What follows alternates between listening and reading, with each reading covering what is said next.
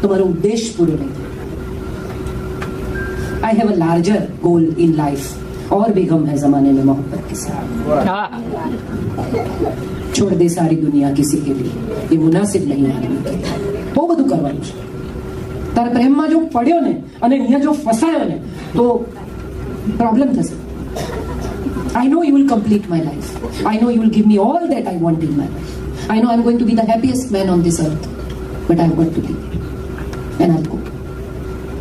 આપણે વિચારીએ ને તો મને લાગે છે સમજાય કે લાર્જર ગોલ્સ એડ્રેસ કરવા માટે કેટલા બધા લોકો પોતાની પર્સનલ જિંદગીની કુરબાની આપતા હોય છે અને ક્યારેય કહેતા પણ નથી કે મેં આ છોડ્યું, મેં આ મૂકી દીધું, મેં આમ કર્યું, મેં આ કર્યું. ગુજરાતમાં અત્યારે તમે વિચારો તો તમને સમજાય કે કેટલા બધા લોકો હવે મોડા પરણવા માંડ્યા છે. અહીંયા પણ હશે, પણ હવે ગુજરાતમાં તો બહુ જ છોકરાઓ એવું ચૂઝ કરે છે કે અમે હજી wait, we want to attend our goals. અમારે ઘણું કરવાનું છે. અત્યારે આ લગ્ન એ મારો પ્રથમ ઉદ્દેશ નથી.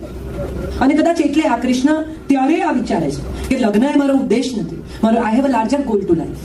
મારે તો સુરાજ્યની સ્થાપના કરવાની છે, આર્યાવર્તને અખંડ કરવાનું છે. અને નીકળી પડે છે. અને જ્યારે નીકળે છે ત્યારે એને કહીને જાય છે કે મારી પ્રતીક્ષા ન કરીશ. I don't know if I come back, I may not come back. હા હું પાછો આવું છું. ના, એક બહુ જ સુંદર પ્રસંગ છે. ગોપીઓને કહીને જાય છે કે તમે તમારું જીવન સરસ રીતે વિતાવજો, મને યાદ કરજો, પણ હવે કદાચ મળવાનું નહીં થાય. ગોપી ગીત વાંચીએ તો સમજાય કે કેટલી અદ્ભુત પરિકલ્પના છે. તો એક બહુ જ સુંદર પ્રસંગ છે કે દ્વારિકાનું પ્રસ્થાપન થઈ ચૂક્યું છે. કૃષ્ણ દ્વારિકામાં રહે છે. એક દિવસ સાંજ પડી છે દરિયા કિનારે અને એક નીલ કમળ તરતું તરતું આવે છે. કૃષ્ણ એ નીલ કમળને જુએ છે, એમની આંખોમાં પાણી આવી જાય છે. ઉદ્ધવ એની સાથે બેઠા છે અને ઉદ્ધવ એને કહે છે કે તમારી આંખમાં પાણી પ્રભુ, તમે તો અનાસક્તિનો ઉપદેશ આપ્યો છે, તમારી આંખમાં વળી પાણી કેમ આવે? તમે કોને યાદ કરીને રડો છો? તમે તો કીધું આસક્ત જ નહીં થવાનું, કોઈમાં પરો આવવાનું નહીં, ક્યાંય પોતાની જાતને છોડવાની નહીં, ક્યાંય આ તો આવે, તમે કોને યાદ કરો છો? અને ત્યારે કૃષ્ણ પ્રતિ ઉત્તર આપે છે કે હું એ ગોપીઓને યાદ કરીને રડું છું જે મને યાદ કરીને રડે છે. એ લોકો જો ન રડે તો હું નહીં રડું. ઉદ્ધવ નક્કી કરે છે કે ના યાર આ બધું નહીં ચાલે. એ નક્કી કરે છે હું ગોકુળ જઈશ. ગોકુળ જાય છે, ગોપીઓને મળે છે. દૂરથી રથ આવતો જુએ છે ગોપીઓ અને એમ થાય છે રથ તો કોણ લઈને આવે ગોકુળમાં? કાનો જશે.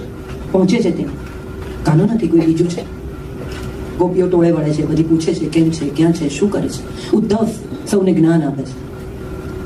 તમે બધું આ શું, હવે તો ગયો, એ તો લાર્જર ગોલ માટે ગયો છે, તો જુદો છે, તો આમ છે, તો તેમ છે. તમે બધા એમનો મોહ મૂકી દો. કૃષ્ણ કોણ છે તમને ખબર છે? એ તો ક્યાં મહાભારતનું યુદ્ધ એણે કર્યું, આ કર્યું, પેલું કર્યું, બધી વાર્તા કરે છે. એમાંની એક ગોપી પ્રત્યુત્તર આપે છે કે તમે કયા કૃષ્ણની વાત કરો છો? અચ્છા, પેલું દ્વારકામાં રાજા છે, પેલો જેને મહાભારતમાં ગીતા કહીએ, યુ ડોન્ટ નો. અમે એને નથી ઓળખતા. અમારો કૃષ્ણ તો આ રહ્યો જો કદમ પર, તને દેખાય છે? ડાળી પર બેઠો છે, આ યમુનામાં પગ બોળીને બેઠો, આ વાંસળી વગાડે, સંભળાય છે? અને ત્યારે ઉદ્ધવ કહે છે કે મને તો નથી સાંભળ્યું. તો કે કરેક્ટ, તે સાંભળવા માટે ગોપી ગયો. નીકળે છે ત્યાંથી આ જ્ઞાન લઈને. ઉદ્ધવની આંખો ખુલી જાય છે કે નથી ત્યાં દેખાય છે એ ગોપીનું અસ્તિત્વ છે, એ કૃષ્ણનું મોહ છે, એ કૃષ્ણનો પ્રેમ છે. ત્યાંથી નીકળે છે કૃષ્ણ અને નીકળે છે ત્યારે બહાર માં અને એક યુવતી ઉભા છે. ઉદ્ધવ નીચે ઉતરે છે. યશોદાને તો તરત ઓળખી જાય છે, પ્રણામ કરે છે. યશોદા થોડું માખણ આપે છે, આટલું લઈ જશે પાર્સલ. હું અમેરિકા આવતી હોઉં તો મને બહુ લોકો બહુ આપે, મેળવણ મંગાવે, મેળવણ લાવજો. ચાનો મસાલો આ લોકો અહીંયા ત્યાં જેવો નથી વેચતા. ખાખરા અહીંયા તાજા નથી હોતા. શેર બજારનું ચવાણું લાવજો. ભોગીલાલ મૂળચંદનો મોહનથાળ લાવજો. અને બધું લઈ આવું છું. કેમ ખબર? તમે અહીંયા મને ઇન્ડિયા ફીલ કરાવો છો, તો મારે પણ મારું નાનકડું ઇન્ડિયા તમારા માટે લાવવું જોઈએ. જે મંગાવે, હું કોઈને ના નથી પડતી. I always bring as much as you want and what ever you want. એકવાર એવું થાય તો અહીંયા આવીને વોલમાર્ટમાંથી 4 ટી-શર્ટ લઈ લેવાના, પણ એ જે મંગાવે તો લાવવાનું. આપણો સામાન ભલે ઓછો થઈ જાય પણ પાર્સલ અચૂક લાવવાનું. હા હા, મને કહેજો, લાવીશ. તો this is what I M trying to say કે વાત એ છે કે માં નાનકડું પાર્સલ આપે છે કે આ માખણ છે એને બહુ ભાવતું, લઈ જશે કે હા ચોક્કસ લઈ જશે. ઉદ્ધવ લઈ જશે. રાધા એક પોટલી આપે છે. પ્લીઝ. કે હા હા કયા. લઈ જાય છે, દ્વારિકા પહોંચે છે. રાણીઓને ખબર પડે છે કે રાધાને ત્યાંથી પાર્સલ કંઈક તો હશે. એના પર મેં એક કવિતા લખી છે જેમાં રાણી કહે છે કે પહેલા હૈયું ને પછી કિલ્લો ખોલાવશે, પટરાણી તારું આસન ડોલાવશે, ધીરેથી માધવને ગોકુળ બોલાવશે, પછી તો ફોન પર ચાલુ થાય ને કે તમે નીકળો ને. સો આ ભય છે પટરાણીઓને, અને કે છે ખોલો, શું મોકલ્યું છે અને મારે જોવું છે. કોઈ પણ પ્રકારના ભય વિના, જેને કશું છુપાવવાનું જ નથી. ન્યાસ્તિ શસ્ત્ર યુદ્ધમાન, મારે કોઈ સાથે યુદ્ધ જ નથી કરવાનું. બખ્તર વગર જે માણસ કુરુક્ષેત્રના યુદ્ધમાં ખુલ્લી છાતીએ રથ ચલાવી શકે એને કોનાથી શું છુપાવવાનું. મારા પિતા દિગંતોઝા એવું કહેતા કે જે કરતા ના ડરીએ ને કહેતા નહીં ડરવાનું. કરતી વખતે ડરવાનું. કાં તો યુ ડિસાઈડ કે ભાઈ તમને કરતી વખતે જ બીક લાગે, અને જો કરતા ના ડર્યા તો હવે કહેતા નહીં ડરવાનું, હવે સ્વીકારી લેવાનું કામ એ કર્યું, જાઓ. કન્ફેશન ની વાત માત્ર ક્રિશ્ચિયાનિટીમાં નથી, જેસલ તોરલમાં પણ છે. આપણા ધર્મમાં, આપણી લોકકથાઓમાં પણ કન્ફેશન છે. પાપ તારું પ્રકાશ જાડેજા, ધર્મ તારો સંભાળ, તારી બેડલીને બુડવા નહીં દઉં, પણ બોલ કે તે શું કર્યું છે.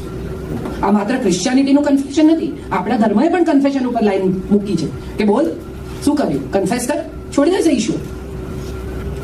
તો કૃષ્ણ ખોલે છે અંદરથી માટી અને થોડુંક યમુનાનું પાણી છે નાનકડી લોટી.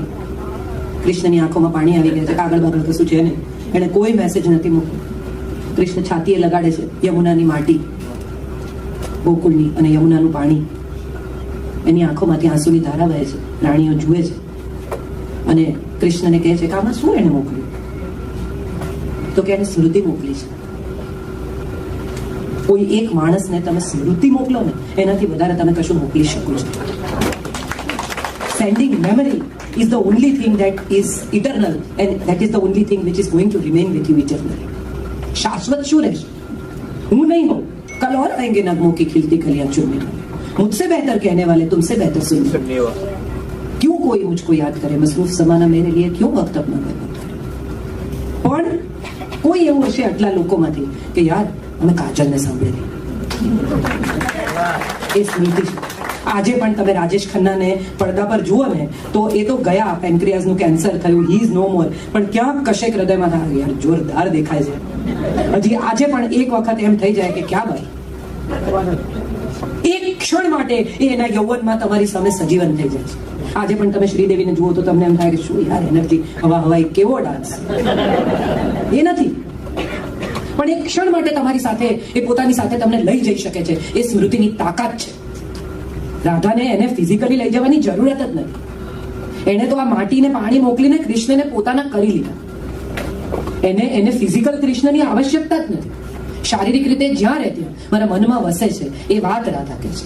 અને માટે મને હંમેશા લાગે છે કે પ્રણય છે ને એની મજા જ છે કે તમે મુક્ત કરી દો ને મોહબ્બત છે, ને તમે બાંધી રાખો ને માલિકી છે. છોડી દો.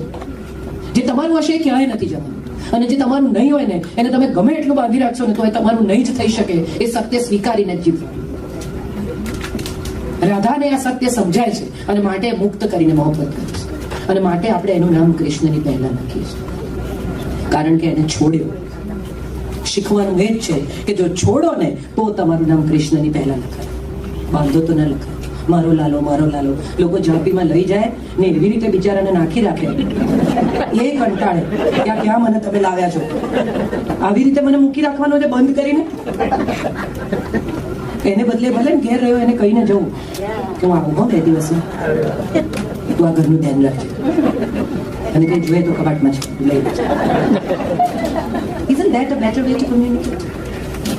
એ છે હાજર, શાશ્વત, સતત, સહજ, સરળ સ્વરૂપ. કેટલા સુંદર શબ્દો છે, આપણી આસપાસ છે. અને મને તો બહુ જ આવો અનુભવ અવારનવાર થયો છે કે કોઈ એક પરમ તત્વ છે જે તમને તમારી નબળાઈઓ સાથે સ્વીકારે છે, તમને તમારા ખોટા કામો સાથે સ્વીકારે છે, તમારી ભૂલો સાથે સ્વીકારે છે અને સતત ક્ષમા કરે છે. માટે આપણે આજે અહીંયા ઊભા છીએ. તમે વિચારો કે જો ઈશ્વર ક્ષમા કરવાનું બંધ કરી દે તો શું થાય? ક્યાં પહોંચીએ આપણે? એ એવું નક્કી કરી લે કે હવે મારે માફ નથી કરવું. હવે જો બધા સમજાવું તમને, આટલા ખરાબ માણસો જગતમાં પાકે છે. આજે જ મને અશરફભાઈ કહેતા કે કેટલું વેરિએશન છે હ્યુમન બીંગ.